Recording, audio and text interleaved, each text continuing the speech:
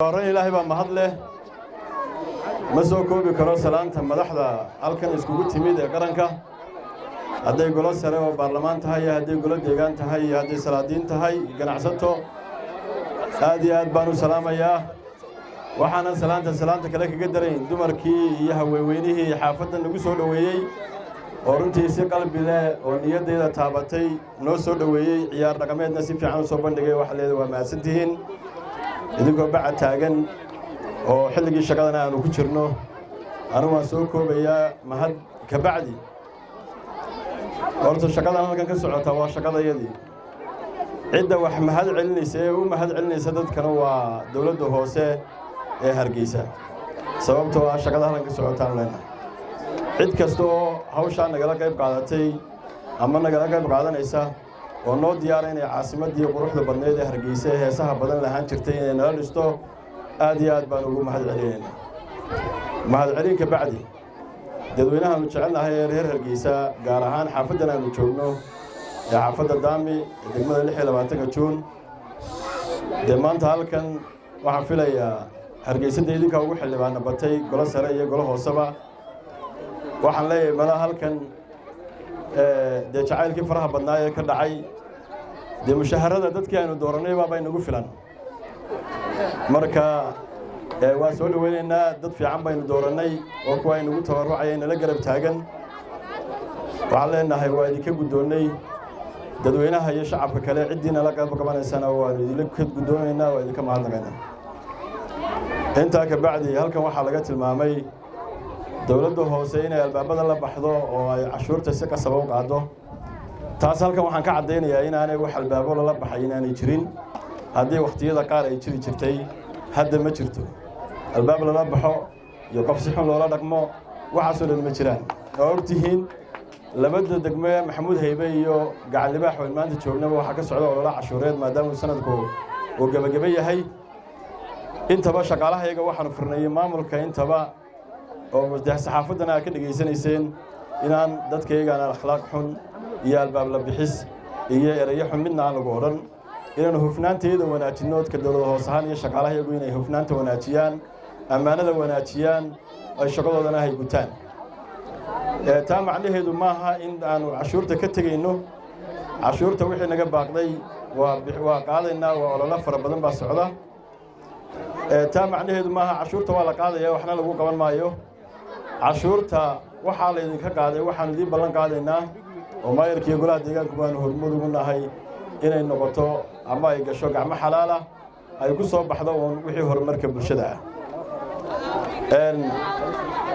runtii waa goor kulul anigu hadalka aad iyo aad u soo koobaya halkan maanta waxa ka socda waa horumarkana waxa lagu gaadhaa wax isla qabsi sida jananku miga sheegayay meelaha badan ee Hargeysa caanka ah ee uu tilmaamay iska wax u qabsaa lagu dhisay dawladda iyo shacabkeedu ma kala maarmayaan halkan dawladdii dhexe iyo dawladdii sare waa la joogaa iyo dawladda hooseba waxay bulshadeeda ay diyaar u tahay inay u shaqayso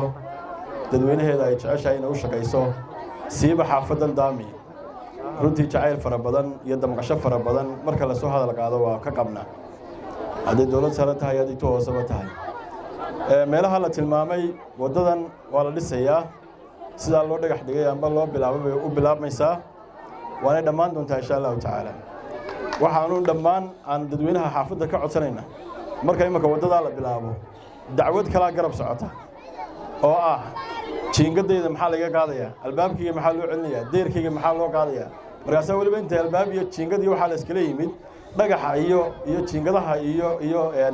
oo daadhigteen baa rabtaa inay hadda sidiisii ahaato marka wadada waa la banayn doonaa space-ka ay leedahay ama balac ay leedahay bay qaadan doontaa dadweynahana waxaan ka codsanaynaa iyo salaadiinta iyo culimada waxaan ka codsanaynaa inay nagala qayb qaataan wadadaas inay ballaarato oo baaxad yeelato oo ay dadka iyo baabuurtu ku kala nabad galaan taa ka sokow waxa kale oo aanu maadaama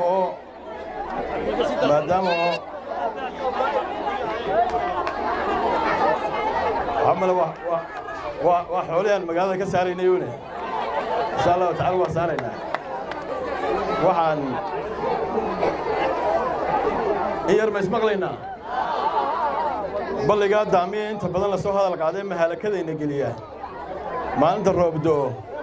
waxaanu ka fikiraynaa inaanu caqli iyo xoog iyo muruq bay isugu geyno inay meeshaasi noqoto meel ammaan ah ma waxay noqon doontaa meel biyuhu ku kaydsamaan